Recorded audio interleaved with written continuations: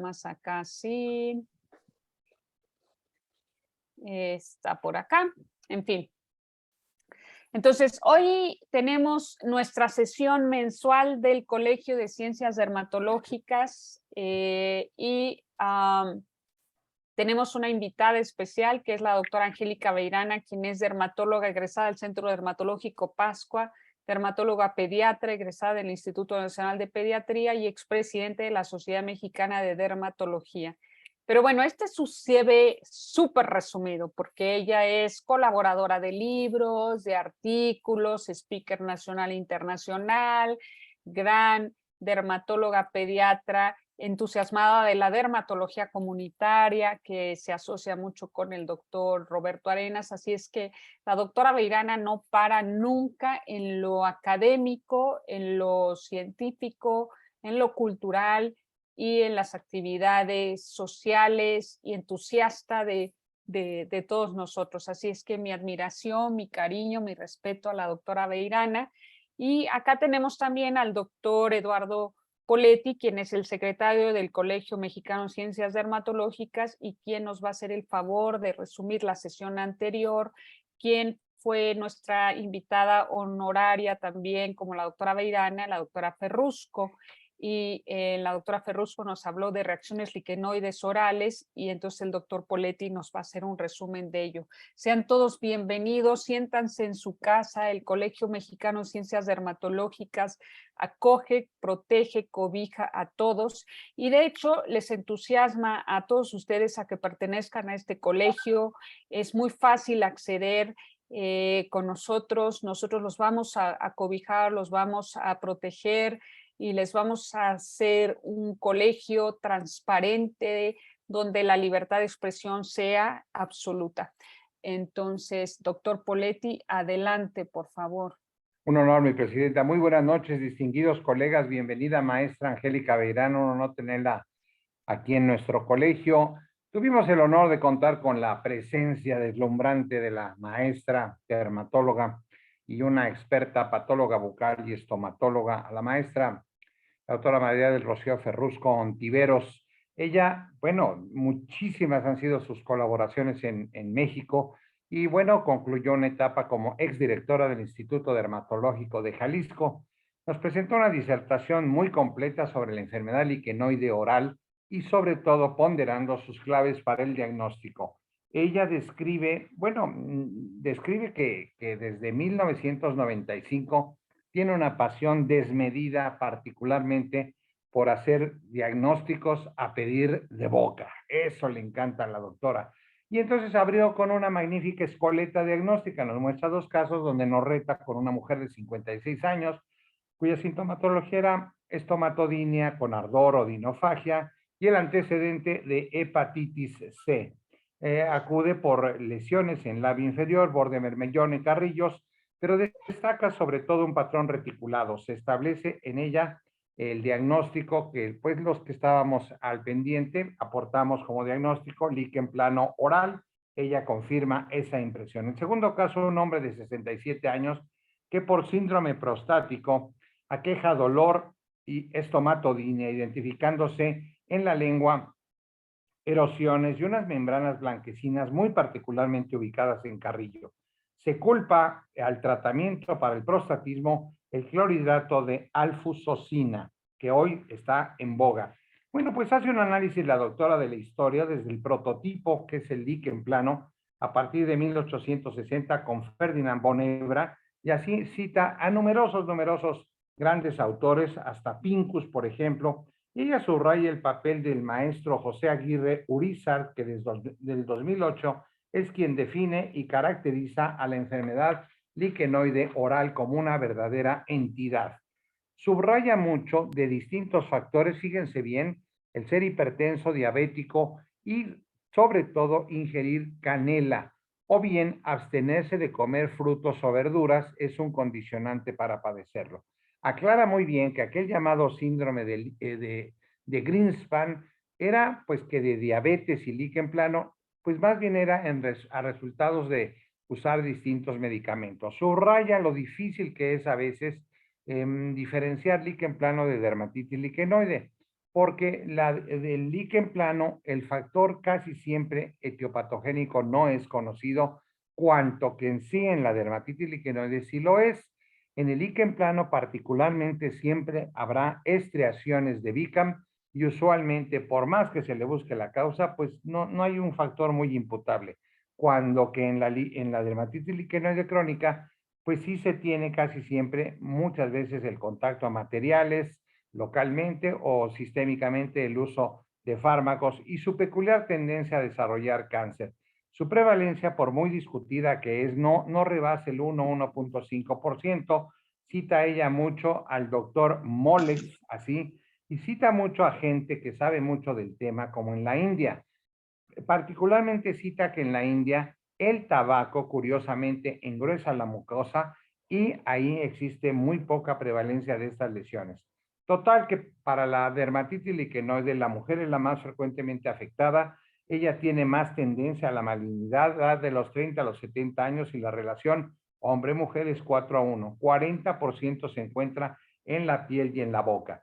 ¿Qué hay por la fisiopatología? Menciona la doctora Rocío, que los sedes son 8 tipos citotóxicos que emigran al epitelio, generando apoptosis de las células basales con activación importante de los receptores TOL y un notable incremento del interferón alfa. Subraya lo particularmente trascendente cuando se incrustaban materiales de restauración consistentes en oro, en paladio, en cromo.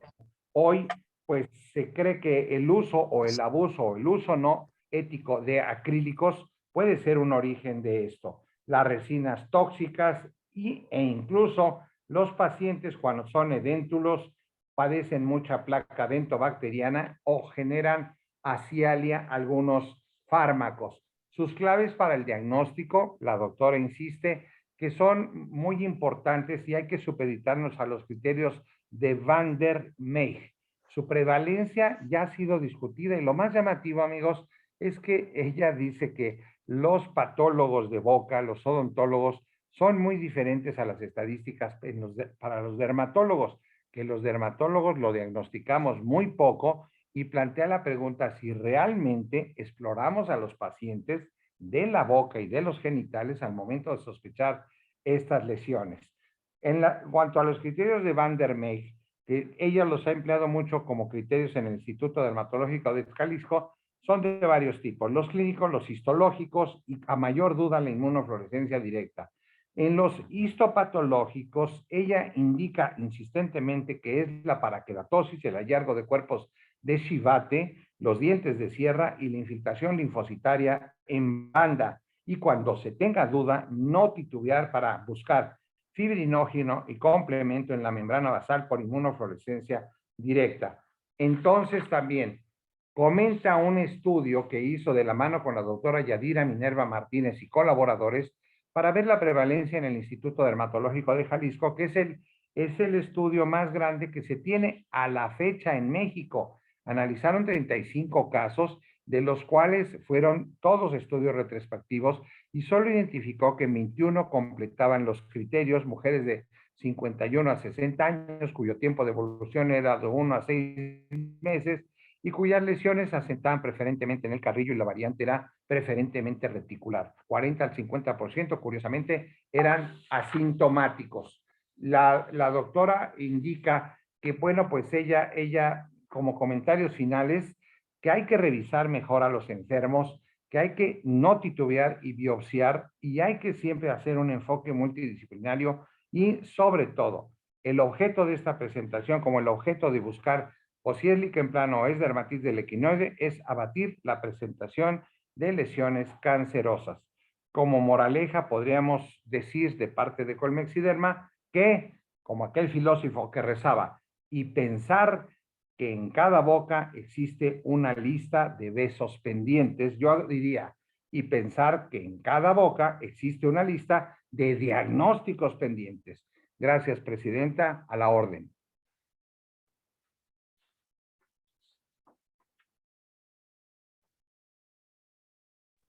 No te oyes, Marce.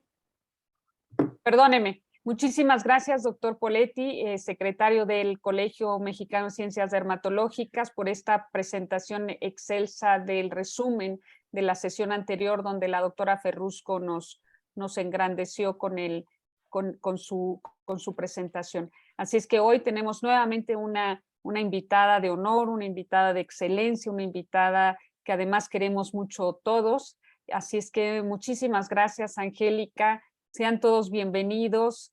En la sesión, bueno, en el resumen ahorita que dio nuestro secretario de manera excelsa, el doctor David Poletti, no hay presentación, se hace un resumen de la sesión anterior, así es que si ustedes no ven presentación, doctora Erika, es porque no hay presentación, es el resumen de la sesión previa.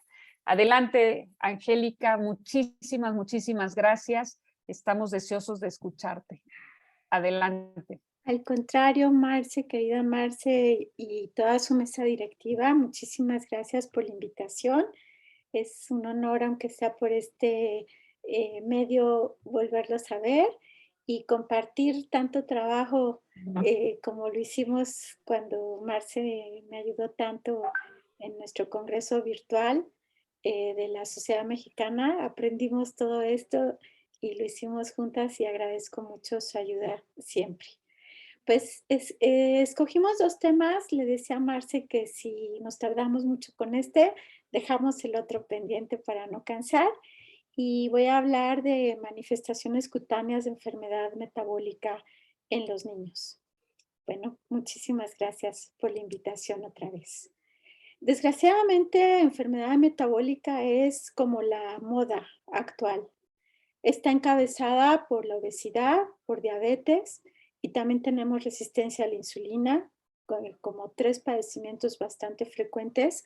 No voy a poder hablar mucho de todo lo demás, pero hay muchas enfermedades metabólicas en edad pediátrica. La obesidad es una enfermedad crónica compleja multifactorial que suele iniciar en la infancia y en la adolescencia por un desequilibrio entre la ingesta y el gasto energético que determina un trastorno metabólico que conduce a una excesiva acumulación de grasa corporal para el valor esperado de acuerdo al sexo, talla y edad, y según la OMS es una epidemia mundial. Desgraciadamente tenemos el primer lugar de obesidad infantil desde el 2012. Ahorita estaba ahí peleándose con nosotros Chile, pero seguimos en los últimos estadísticas teniendo el primer lugar de obesidad infantil y el segundo o tercero de obesidad en adultos. Ahí sí, en adultos nos ganan los gringos. ¿Y qué lleva a la muerte por enfermedad cardiovascular como primera causa en el mundo? Esta encuesta nacional de salud y nutrición del 2012 nos demostró en aquel tiempo que éramos el primer lugar en obesidad infantil y este año no está realizada como tal, todavía no hay datos y del 21 muestra que es nuestra nueva pandemia, la obesidad infantil. Como les decía, Chile se está como peleando con nosotros, pero en México una de cada 20 niña o niño menores de 5 años y uno de cada 3 entre 6 y 19 años tiene sobrepeso y obesidad y está considerado, según la OMS, que México es el país que puede tener una mayor malnutrición a nivel infantil. Es una terrible noticia. Teniendo una prevalencia de sobrepeso que recae con más fuerza en menores de 8 años, el 24% de los menores de 8 años tiene obesidad o sobrepeso y el 26% con obesidad en mayores de 9 años. Los factores son múltiples, como factores genéticos, estilo de vida, comida chatarra, alimentos procesados, alimentos de alta densidad calórica, bebidas azucaradas, falta de actividad física, que con la pandemia se agravó. Y por eso desde el 2020 es obligatorio ponerles etiquetas a los alimentos que realmente creo que nadie hacemos caso.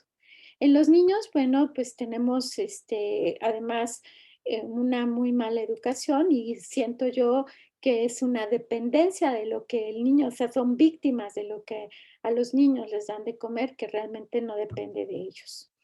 La obesidad infantil lleva a un mayor riesgo de hipertensión y de colesterol altos con subsecuente enfermedad cardiovascular, con un mayor riesgo de intolerancia a la glucosa y resistencia a la insulina, y también diabetes tipo 2 a edades más tempranas, con problemas asociados con problemas respiratorios como asma, apnea del sueño, enfermedades hepáticas y por supuesto todo la consecuencia en la calidad de vida con ansiedad, depresión, baja autoestima, bullying y hasta suicidio.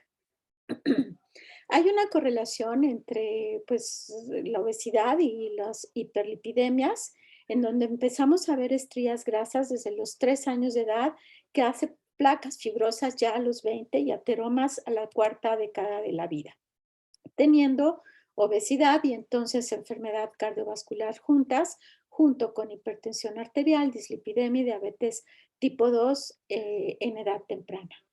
Hay grasa acumulada en vísceras que se manifiesta con resistencia a insulina, hipertrigliceridemia, cambio del tamaño de las lipoproteínas de baja densidad y también de alta densidad, llevando a los padecimientos que he mencionado. Todo el mundo dice que la mejor comida del planeta es la mexicana y sí, desgraciadamente todo lo que hace daño es lo más rico y bueno, los chiquitos rezan que hoy me den cosas ricas, pero no tan malas para la salud, para no desencadenar esta telaraña de eventos tan agresivos en donde la obesidad produce resistencia a la insulina, un proceso inflamatorio sistémico, donde también hay una infiltración miocárdica de grasa, aumento de volumen plasmático, circulación de ácidos grasos, algunos aumentos de leptinas que hace también resistencia a la insulina y entonces todas las enfermedades que conocemos como síndrome metabólico juntas. Y a nivel cutáneo, pues entonces tenemos que la obesidad altera la barrera cutánea con un aumento de la pérdida transepidérmica de agua, entonces la piel se seca. Podemos tener eritema, reactividad reducida de la microvasculatura, aumento de pliegues cutáneos, mayor sudoración, inhibición de flujo linfático y alteración de formación de colágeno.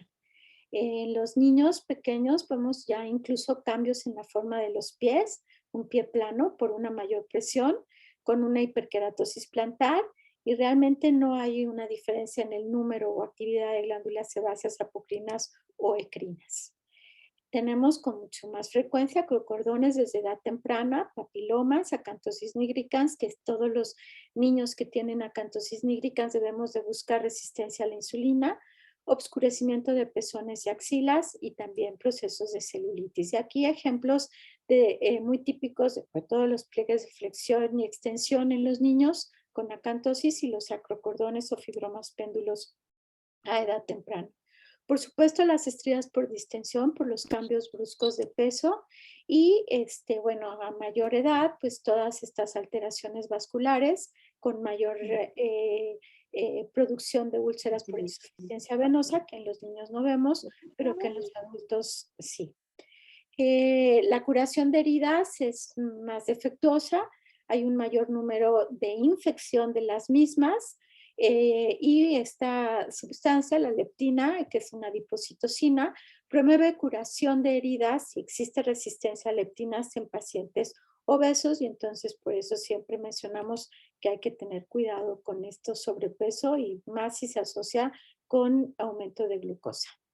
Sabemos también que el paciente obeso tiene alteraciones inmunológicas, hace que haya estafilococo aureus meticilino resistente, sobre todo en los pliegues cutáneos, que la fricción, humedad, maceración, la inflamación producen intertrigos, la pobre movilidad y poca higiene y la humedad que se guarda en estos pliegues de pies con piel, con piel, con piel, pues hace una mayor producción de infecciones a nivel de estos sitios. También la incontinencia urinaria produce una mayor tendencia a infección y ulceración de ingles y genitales y celulitis más linfedema en pacientes muy obesos. Otra lista de infecciones que podemos ver en los pacientes obesos, como son la foliculitis, furunculosis, paroniquias, en los niños con dedos gorditos las vemos, onicocriptosis y sí pueden infectar. Cándida albicans, eritrasmo, onicomicosis, fascitis necrotizante y hasta gangrenas. Y desgraciadamente la psoriasis, que cada vez es más frecuente en los niños, más de un 40% de los adultos que tienen psoriasis iniciaron antes de los 16 años con su problema de psoriasis y está totalmente demostrado que hay un aumento de peso en los niños con psoriasis. Primero podemos detectar la obesidad y después producirse la psoriasis, y está también demostrado que la psoriasis es más grave en niños obesos.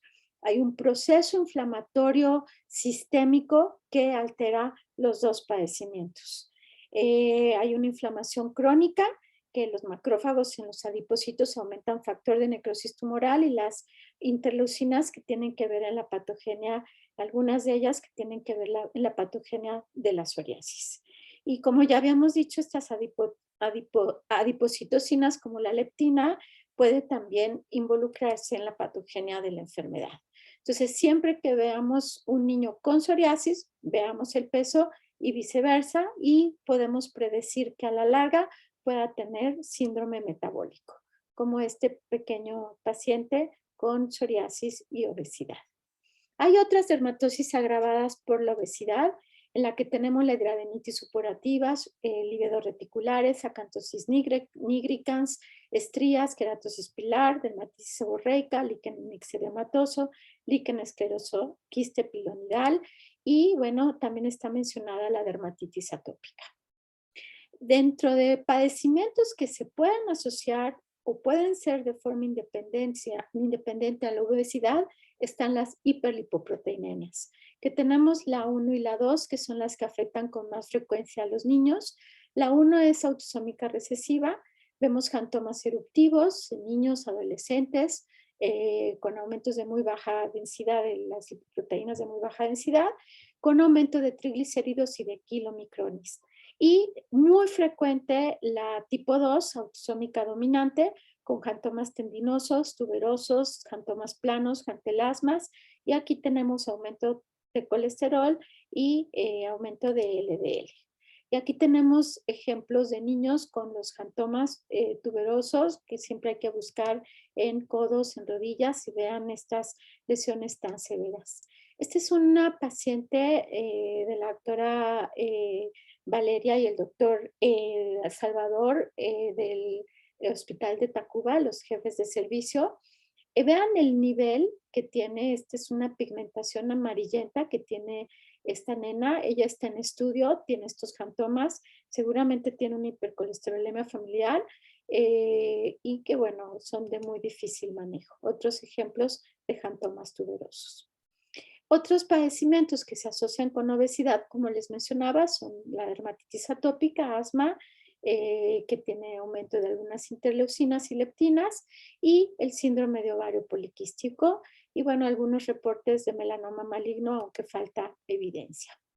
Me encanta el tema de obesidad, de hiperandrogenismo y asociado con síndrome de ovario poliquístico, porque desgraciadamente cada vez lo vemos más y debemos de buscarlo, así como mencionaba el doctor Poletti, revisar bien la boca, pues revisar a la paciente que llega con acné, porque muchísimas veces tendremos hiperandrogenismo que se asocia con alopecia androgenética, hirsutismo, hiperinsulinemia, y que hará el síndrome de ovario poliquístico. Es un trastorno súper frecuente de etiología multifactorial con una predisposición genética en donde muchas vías hormonales están involucradas y que tendrá efectos metabólicos, reproductivos, endocrinos, cutáneos y cardiovasculares. Tenemos como marcadores principales al hiperandrogenismo y a la hiperinsulinemia, con las complicaciones a largo plazo que son conocidas y que son graves. A nivel cutáneo tenemos hirsutismo, acné, alopecia, seborrea y acantosis nigricans, y bueno, están dadas por en edad reproductiva entre el 8 y el 18% de mujeres en edad reproductiva, y podemos ver síndromes de ovarios poliquísticos desde los 12, 13 años de edad. Entonces debemos de buscar el hiperandrogenismo, la oligo o anovulación crónica y los quistes ováricos. Y como ya he mencionado, las consecuencias como diabetes tipo 2, enfermedad cardiovascular, cáncer endometrial, apnea del sueño obstructiva, esteatosis hepática no alcohólica y alteraciones psiquiátricas asociadas por la mala calidad de vida que tienen estos pacientes. Los dermatólogos tenemos obligación de hacer diagnóstico de SOP. Sabemos, como les he mencionado, lo multifactorial del padecimiento, en donde esta disfunción ovárica con alteración del eje hipotálamo pituitario y alteración de la sensibilidad a la insulina aumentará los andrógenos. Tenemos las manifestaciones clínicas mencionadas y las manifestaciones a nivel sistémico como anovulación, subfertilidad, irregularidad menstrual y a largo plazo pues complicaciones mucho más serias. Todos los trabajos demuestran estas manifestaciones cutáneas que he mencionado. Vean, hirsutismo hasta en un 83%, acné 60%, alopecia androgenética en patrón femenino en un 45% y le siguen otras con menos frecuencia. Y aquí siempre debemos de buscar aumento de testosterona libre y una alteración del radio de hormona luteinizante y folículo estimulante. El diagnóstico clínico no es difícil. Veamos el hirsutismo asociado con acanthosis nigricans y con acrocordones, acné de difícil manejo, alopecia con patrón de alopecia androgenética, sobrepeso, estrías, acanthosis nigricans. El hirsutismo es a nivel de patilla, de barba, de bigote, de cuello, puede estar en pecho y también puede estar en las piernas. Vean, esta es una mujer, una niña prácticamente, y veamos el hirsutismo que ya tiene a nivel de barba. Espalda, cuello y bueno, hay que revisar de forma completa a estas pacientes y vean el pelo con una disposición masculina. Esta es una pequeña de 16 años de edad con hirsutismo contra hipertricosis. Hay que hacer un interrogatorio adecuado, ver si la mamá ha sido velluda toda su vida, si la niña tiene pelito desde que son muy pequeñas y entonces hay que diferenciar. Pero esta paciente, bueno, ya lo tiene desde los 9 años de edad, no tenía alteraciones menstruales. De todas formas, hicimos un ultrasonido en mujeres que no tienen vida sexual activa. Se debe de hacer un ultrasonido abdominal y no tiene tanta sensibilidad como un ultrasonido transvaginal. Entonces hay que hacer estudios de laboratorio para medir testosterona libre y de hidroepiandrosterona sulfato, en donde si los niveles están altos ya haremos, como en esta paciente se hizo, el diagnóstico de síndrome de ovario poliquístico.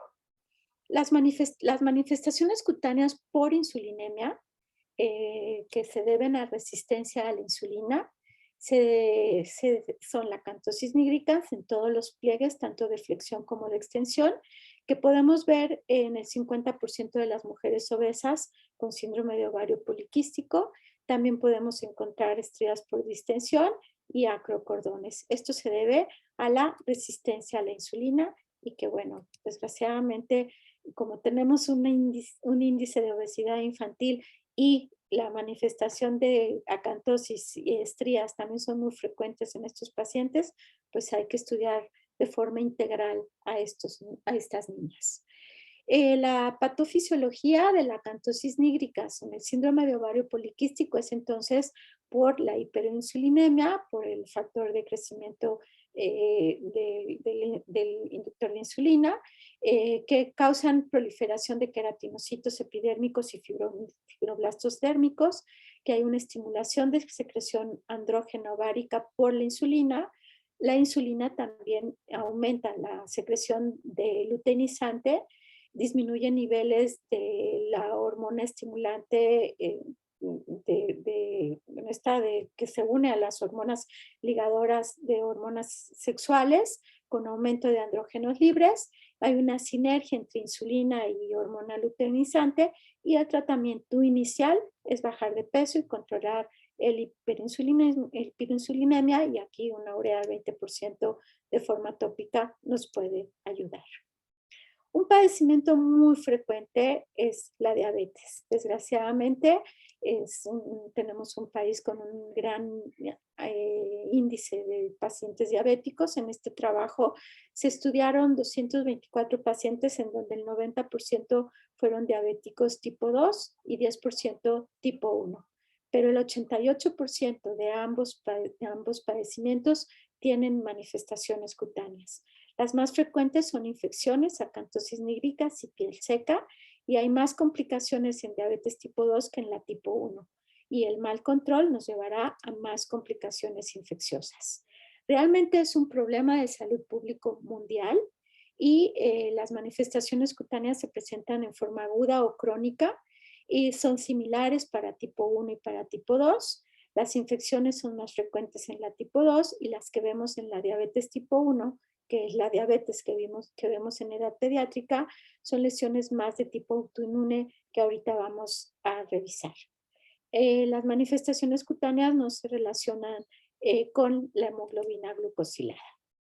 Las lesiones en piel pueden deberse a alteraciones metabólicas, a las complicaciones por la diabetes y al tratamiento. Las alteraciones cutáneas por alteraciones metabólicas se deben a la hiperglucemia y a la hiperlipidemia. Las complicaciones por diabetes a la microangiopatía, macroangiopatía y a la neuropatía.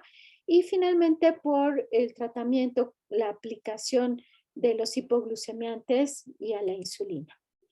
En la diabetes tipo 1, que es el tipo de diabetes en edad pediátrica más frecuente, hay una insulinopenia con cetoacidosis y hay una ausencia de la capacidad para producir péptido C. La glucosilación de la colágena y de los mucopolisacáridos nos da estas manifestaciones, por ejemplo, el síndrome de la mano diabética. Tenemos prurito generalizado en un 5 a 15%, prurito vulvar y balanitis, acrocordones, acantosis nigricans y vitiligo en cualquier tipo de diabetes. Y esta es una pequeña que empezó a edad muy temprana, desde el segundo año de vida, y ya con ceguera por la diabetes. Papá e hijo con acantosis nigricans, ambos con hiperglucemia.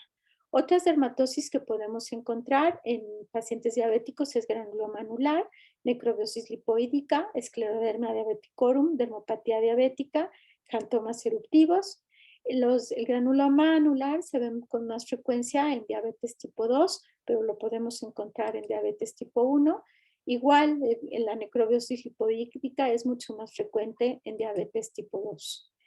En cambio, este síndrome de movilidad o limitación de movilidad articular lo vemos más en los niños y en adolescentes con diabetes tipo 1 de larga evolución.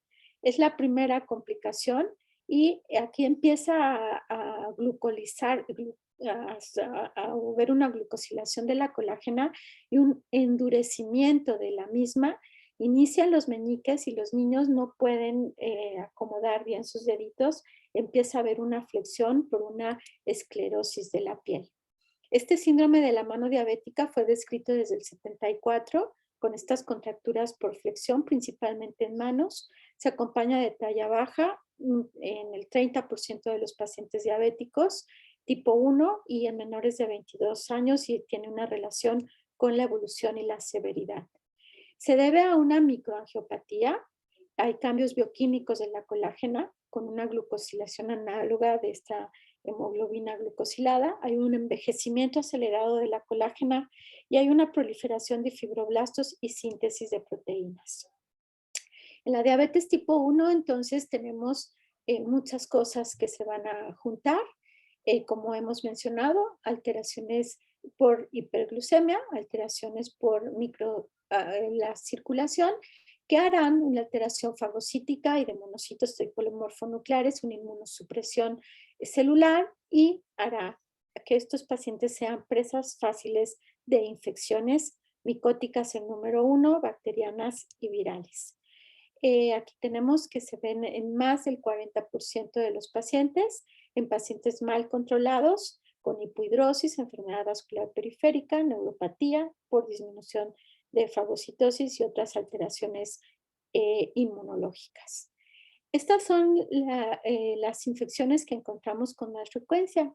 Cándida, que es la número 1, pero las alteraciones del complejo pilosebáceo como furunculosis, foliculitis o más profundas como ectima y erisipela, los vemos con frecuencia. Otras que están aquí mencionadas son un poco menos frecuentes.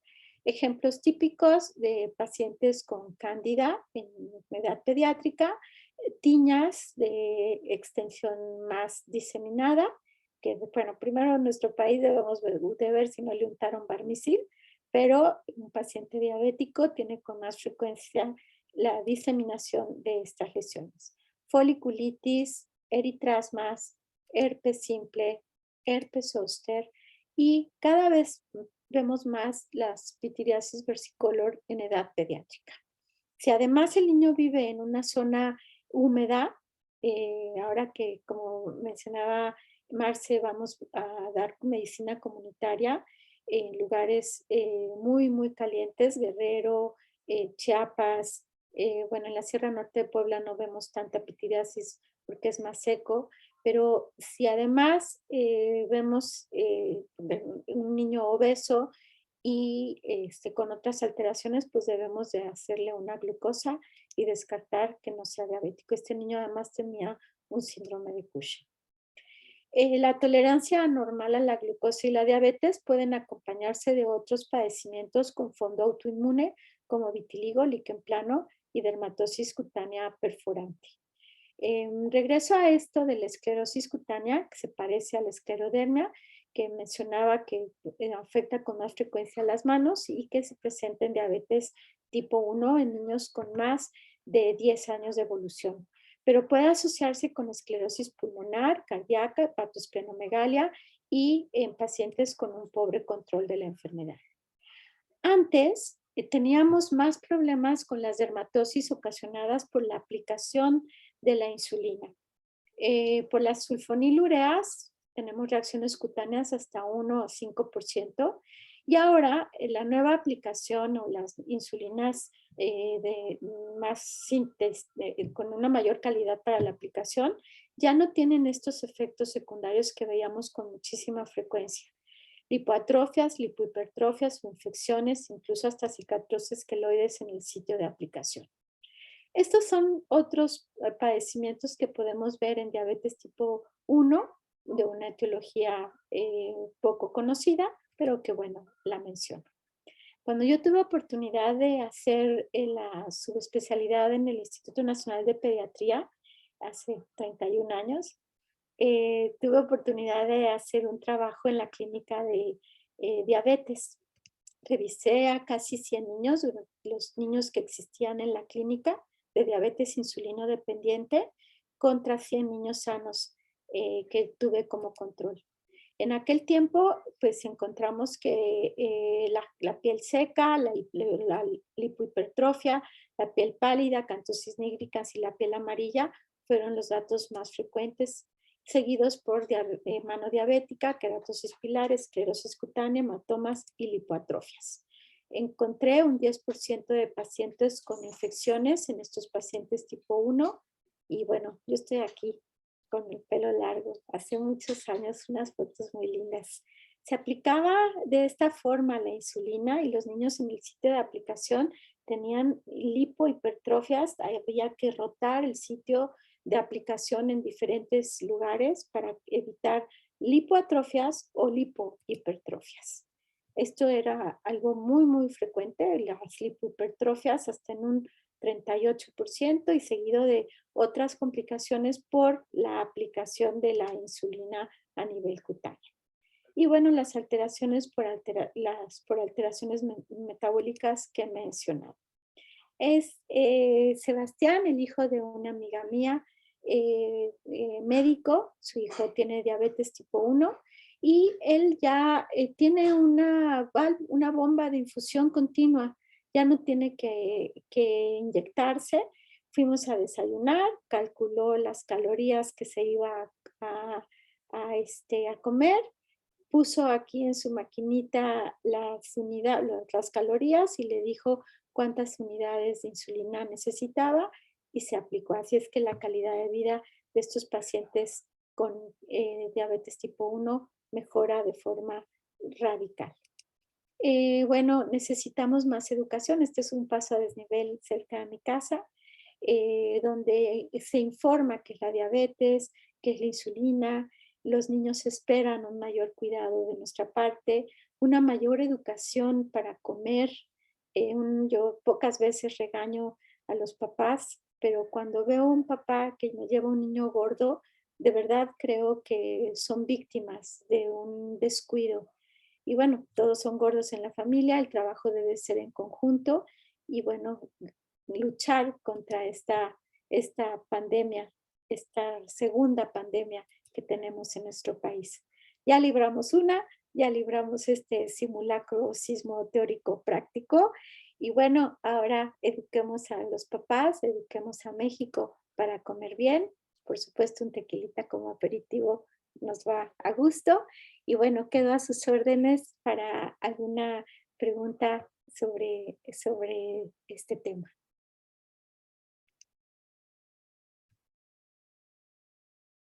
Fantástico, fantástico lo que nos acabas de presentar, Angélica querida. Muchísimas, muchísimas gracias.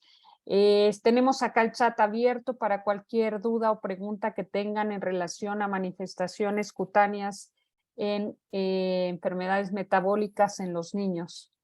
Dice la doctora Silvana Trujillo, siempre es un gusto escucharla, querida maestra. Así es que tienes tus fans de siempre. Sí, las quiero. También, sí. ¿Alguien más? ¿Algún comentario? ¿Alguna opinión? A mí me parece bastante interesante, dice por acá, ya vienen las felicitaciones por la gran ponencia, Angélica. La doctora Patricia Rivas dice, gracias, doctora, siempre excelente. Erika, felicidades, mi doctora querida. Patricia Alfaro, gracias, excelente ponencia. Todavía ahorita estamos admitiendo asistentes a la sesión, entonces ya llegaron un poquito tarde, pero tuvimos ahora 70 asistentes, lo cual quiere decir que eres una doctora muy taquillera, todo el mundo te quiere escuchar y todo el mundo quiere aprender de ti. Y si nos llega el paciente a la consulta, el paciente pediátrico con unas manchas relacionadas a acantosis nigricans, ¿cuál sería el abordaje? ¿Cuál sería tu ejercicio? ¿Qué exámenes pides de laboratorio? ¿Qué indicaciones das al paciente de primera vez que viene con una acantosis nigricans o una dermatitis acneiforme? Desgraciadamente, la acantosis nigricans es súper frecuente en nuestra población, insisto, porque tenemos un índice de obesidad infantil muy alto. Ahora que estamos dando consulta comunitaria es impresionante. Bueno, ahí la masa, la tortilla y lo rico, pues predomina en la dieta y somos el primer país consumidor de Coca-Cola en el mundo y es la bebida obligatoria. Entonces, siempre que un niño o niña, si es hombre, pues ver el peso, bajarlo de peso. Sabemos que siempre que baje de peso va a mejorar también la acantosis nigricans y ahí damos un poquito de urea, de estas cremas nuevas que tienen un poquito de ácido salicílico asociado. Mañana y noche nos va bien. Pero si es un paciente con sobrepeso, mi aliado es un endocrinólogo pediatra. Yo no pido los estudios, pido la interconsulta al endocrinólogo pediatra para buscar primero resistencia a la insulina, que desgraciadamente vemos con mucha frecuencia. Si es una niña con acantosis nigricans, una señorita, no, que además tenga sobrepeso, hay síndromes de ovario poliquístico que no siempre tienen sobrepeso, pero entonces debemos de buscar el hirsutismo, que es súper, súper importante diferenciarlo de la hipertricosis que puede ser hereditaria, que también en nuestro país sabemos muchas velluditas. Entonces siempre es súper importante revisar la disposición del vello. Si tiene hirsutismo, o sea, en una localización a nivel de patilla, bigote, barba, pecho, o sea, con disposición andrógina, entonces ya nos vamos a pedir los estudios de laboratorio. Yo también ahí interconsulto, hay pocos ginecólogos pediatras, pocos ginecólogos que se dedican a la adolescencia. Tengo una plática de dermatosis del adolescente que siempre empiezo diciendo que son tierra de nadie, porque el adolescente ya ni va al pediatra, ni tampoco se va con el internista ni con el ginecólogo. Falta una como subespecialidad que se dedicara más a la atención emocional y de todas las dermatosis que vemos en el adolescente. Y es una de las más frecuentes a nivel sistémico, es justo el síndrome de ovario poliquístico, con mucha repercusión. Pero el endocrinólogo pediatra siempre es mi aliado.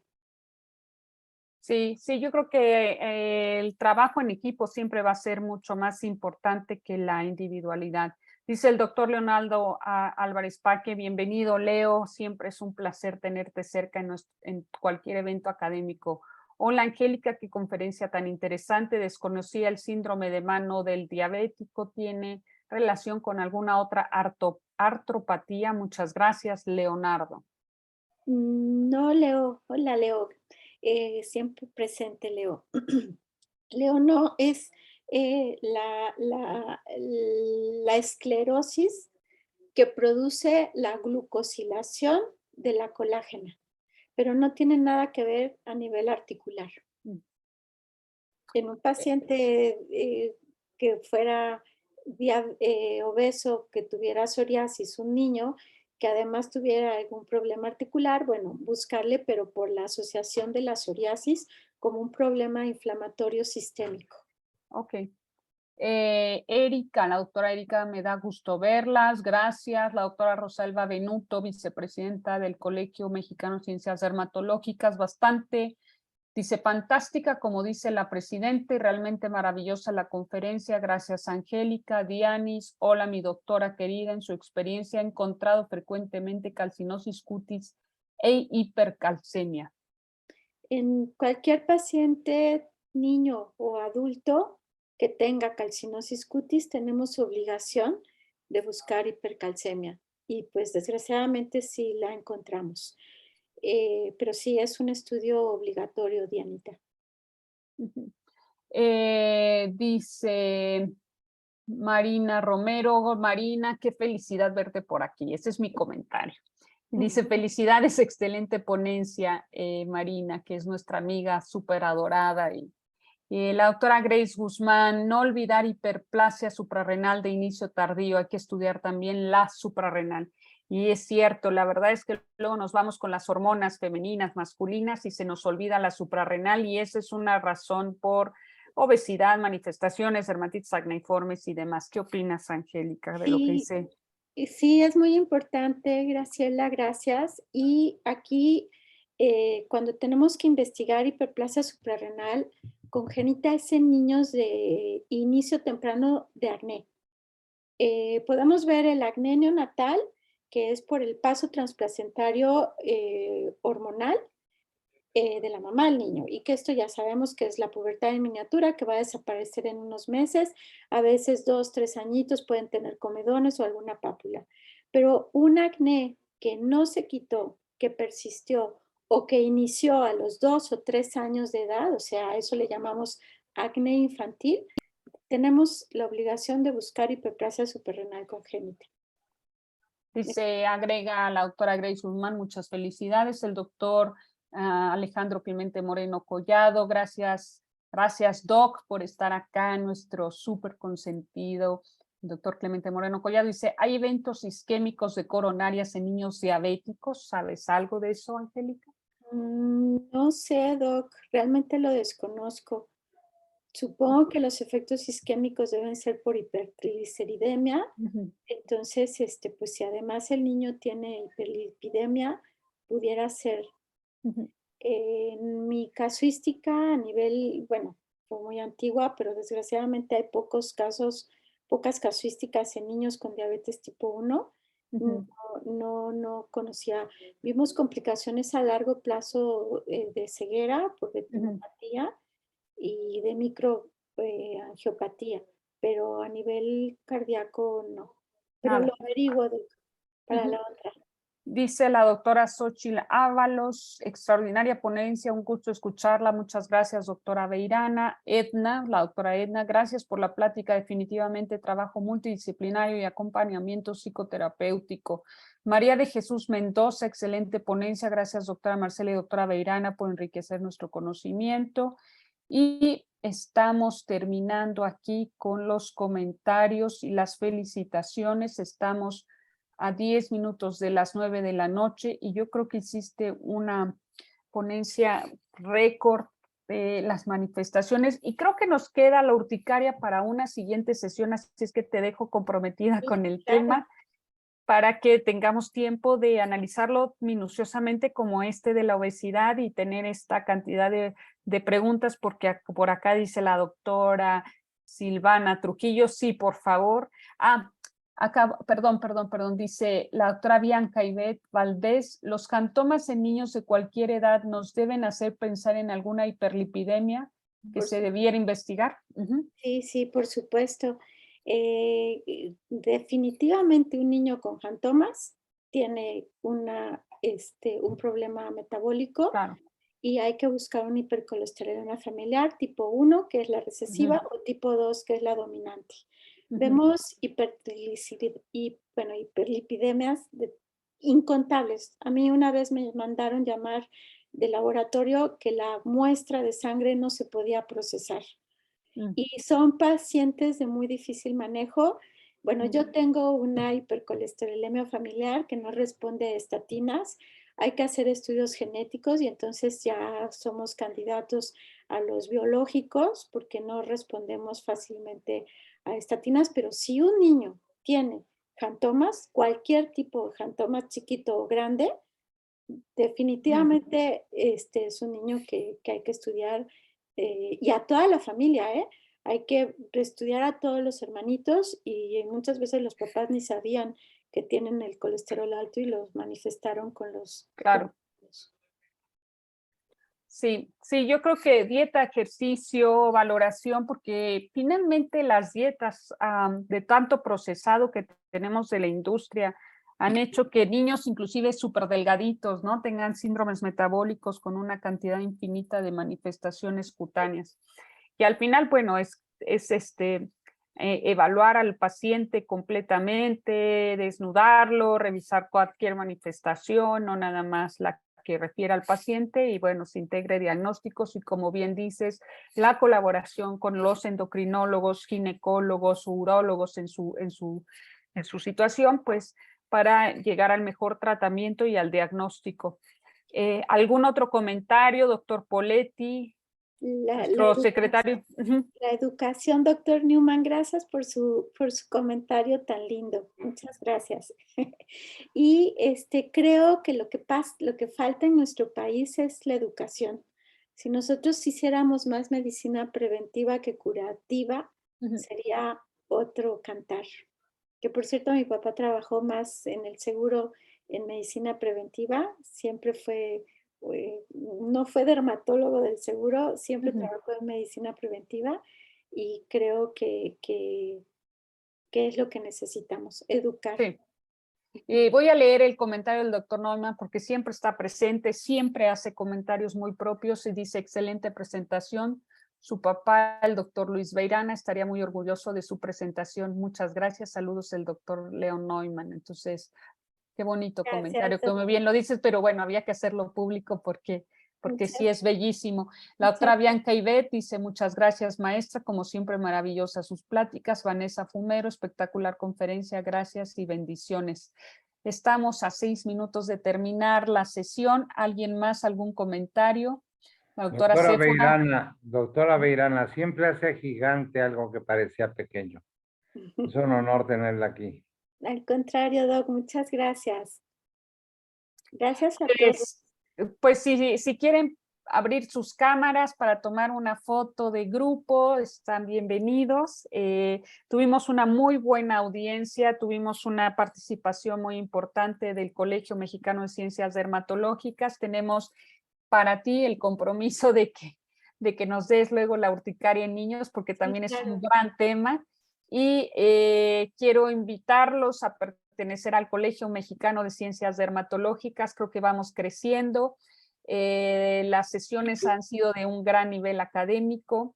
El 29 de octubre vamos a tener nuestra primera sesión ya presencial y vamos a empezar a buscar más sesiones presenciales. Vamos a hacer una combinación entre sesiones presenciales y sesiones todavía en vía en línea para que las personas del interior de la República pues puedan participar y no tengan que desplazarse a la Ciudad de México, que es un caos en todos los días. Pero bueno, el sábado 29 de octubre tendremos una sesión presencial, ya sabrán nuestra invitada especial, mandaremos el tema y la invitación. Pera Esperanza Cervantes es la secretaria, bueno, es nuestra asistente del Colegio Mexicano de Ciencias Dermatológicas, es mi asistente, que de hecho participó activamente del Congreso, del Cuarto Congreso Internacional de Dermatopatología Renace y que hizo que fuera también muy exitoso. Así es que estamos ahora sí ya con todo para que el colegio crezca, para que el colegio se enriquezca, para que el colegio adquiera un nivel muy diferente a diferencia de las otras asociaciones y tengamos pues la vitalidad de todos nuestros integrantes, de todos los socios, de toda la gente que participa, recordando que la dermatología no nada más es vista desde el punto de vista de los dermatólogos, sino también de otros científicos de la medicina.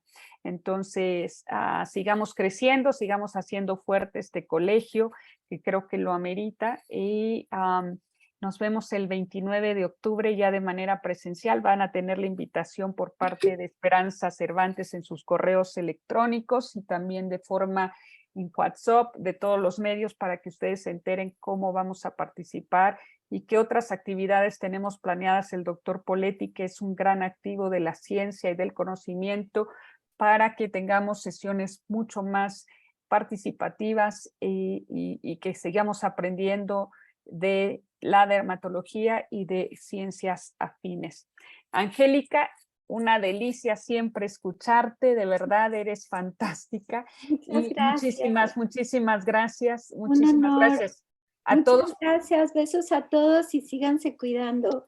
Gracias y me dio mucho gusto verlos a todos. Gracias. Gracias, hasta luego, Buenas secretario, noches. muchísimas gracias por estar acá con nosotros, la doctora Resolva Benuto, la vicepresidenta del Colegio Mexicano de Ciencias Dermatológicas, y todos los participantes, Grace, María Irurita, la doctora Diana Díaz, Patricia Rivas, ¿no?